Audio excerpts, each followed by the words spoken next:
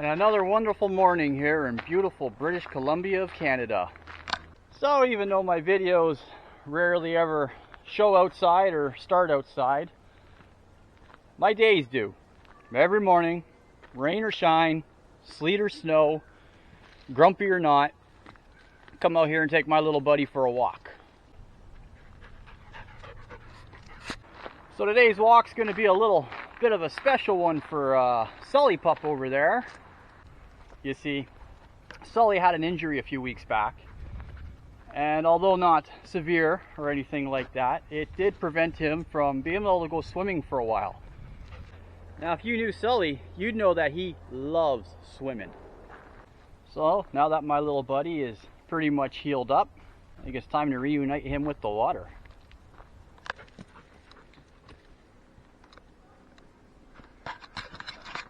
It's a bit of a steep one.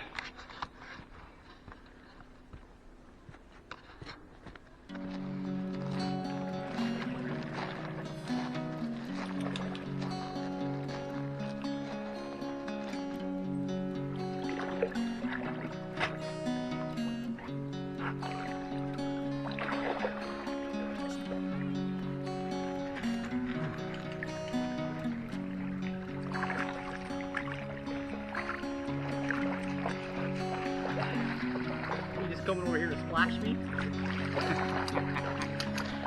Oh yeah, that feels good. You know, just dipping your head like that in a nice cool river is so refreshing. Sully seems to be in really good spirits now. He's got a little more pep to his bounce. And that is how we start our day around here. Nice and relaxed. And we can thank my friend Sully here for that. But even though we're not out of the woods yet, we're still allowed to do some shop talk. And today's shop talk is on an upcoming project. I had a set of these aftermarket Performance World cylinder heads dropped off yesterday evening, and these are going on a 400 small block Chevy. So today's project is we're gonna drill some steam holes into these cylinder heads. Alright, well, back in the shop again. So, here's these heads I was talking about, and here's the other one. It's sitting up on the seat and guide machine already. And here's another head I have in the shop right now, which just happens to be perfect timing for an example for our video. And these here are the holes that we're going to be drilling into these heads. You know, if we have a quick look, let's see, I don't know if we can, but you know, there's inside the water jacket. And let's see if we can see this. So I got a transfer punch that fits these holes pretty good. And if we stick that in there, you know, I'm thinking you might be able to see that. Now this hole right here, this one goes in on an angle. And when you run this one on the angle, I don't know if we can see that, but it intersects down there as well. So this hole generally just goes straight in, and this one is on an angle, and it's typically between 20 and 30 degrees. And if we take our protractor here, let's come on the other side. If we take our protractor here and just kind of line that up, you know, that's roughly where we are right there. It shows us 70 degrees, which is, we're working from the 90 here, so we've actually only moved 20 degrees. See, there's our 90 degrees right there, and to get that 20 degrees, 10, 20, that brings us right back to that 70 that, you know, we can roughly measure that to be. Alright, so for laying these out, basically I just put a couple dowel pins in, set a gasket on here for 400, and I'll just take a clamp and we'll just make sure that stays where it's supposed to be. And then I have a transfer punch here that fits perfect into those gasket holes. So I'll just go around and transfer the locations into my cylinder head.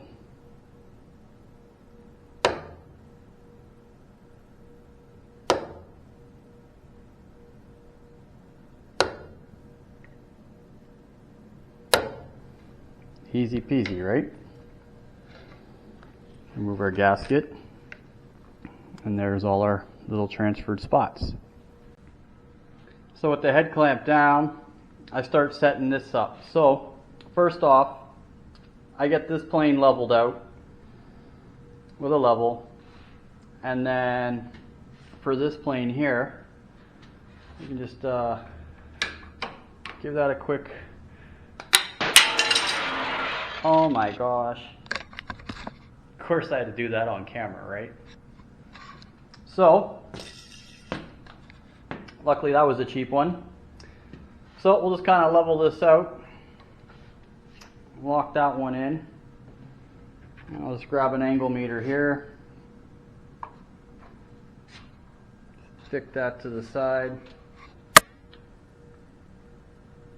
And we'll just get that nice and level. Alright, so that's pretty square like this. We'll lock these up and we'll call that good.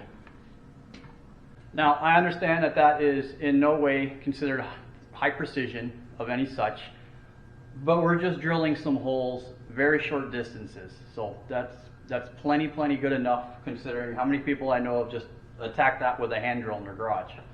So let's get back to it. So I'm going to shut this off because I fear it's making a glare into the camera. No one's going to see this video. So next, I'll load my cullet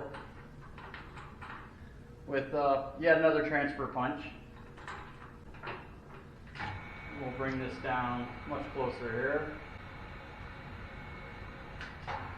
Alright, that should work. And down here, I got a foot pedal, and what this does is this makes this whole table float around. It's pretty nice, right? Basically, is what we do is I'll push this foot pump and I'll float this air table around until my transfer punch lines up perfect with my spotted holes. Now we're doing the straight in one, so we're going to be working on these outside holes first.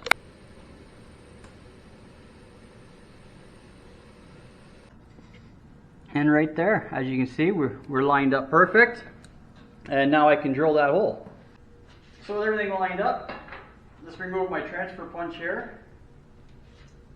And I'll install my drill. I'm going to use a 1/8 drill.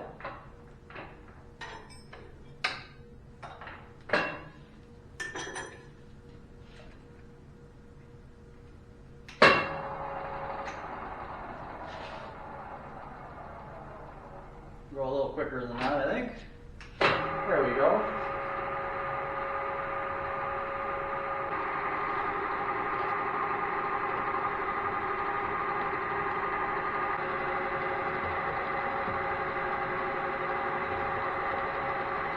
And we probably can't see that, but we just broke through.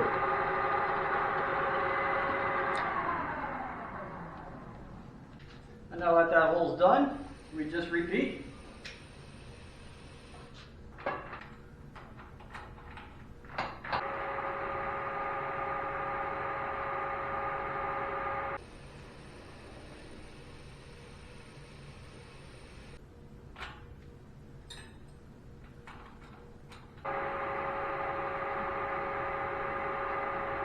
We got the first three, and now we're going to move on to the back three. So now that I got all those holes drilled, we can work on this angled side. So loosen my fixture here. We'll set this angle meter up, and we'll turn this till we get at least 20 degrees.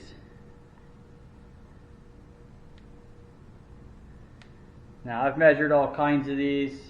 They seem to go from 20 to 30. We'll stop at 20. lock our fixture, and we'll do the same sort of thing. We'll line it up with a transfer punch. But because we're on an angle, we wouldn't have a whole lot of luck just running a drill bit in there. It would probably want to walk off. I'm not even going to give it an attempt. So I just go in with a little high-speed steel centering drill, just like this. They're short, they're very rigid, they almost virtually don't flex at all. If you do make it flex, it's probably going to snap. And this will get in there on that angle. Now, if this was cast iron, I would have to go in with an end mill first and let that kind of counter bore in and give me a location to run the drill. But since it's soft aluminum, I don't have any problem using these.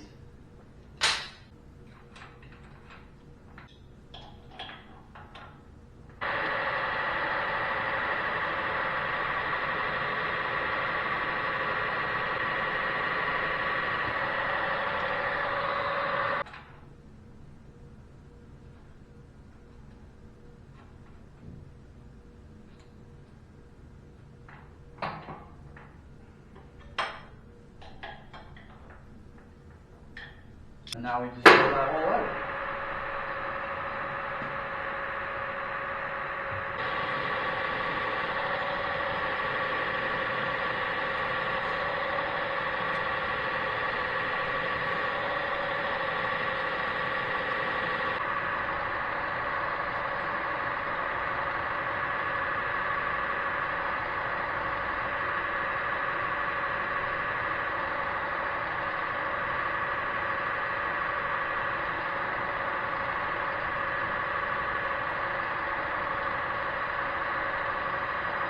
And I just broke through.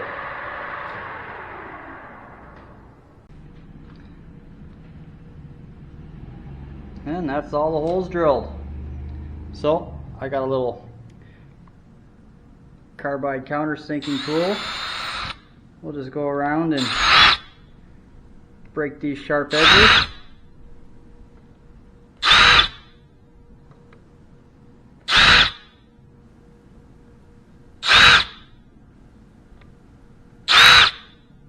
Just like that.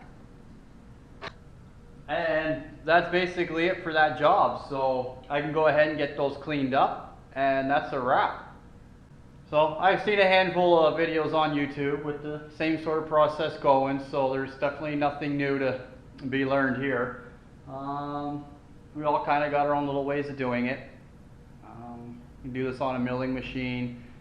You can do it by hand if you want, but those angled holes, it's a little annoying. And yeah, that's about it. So thanks for tuning in, everyone, and till the next video, I'll see you around.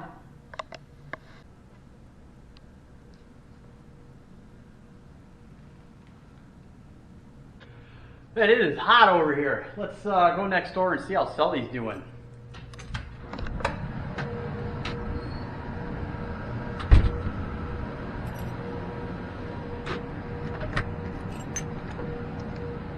Oh, big stretchers. Hi, puppy. Oh, yeah. What do you got? What do you got? Yeah. So it's like really, really hot today, so I've kept Sully over here because this side's got the air conditioner. I only got one, so it kind of switches back and forth. I'm making lots of little chips next door the last couple of days, and it's hard to keep tidy after myself, so I just keep him over here. It's nice and cool in here, so he don't seem to mind. Do you, Sully? Yeah, he's a good puppy.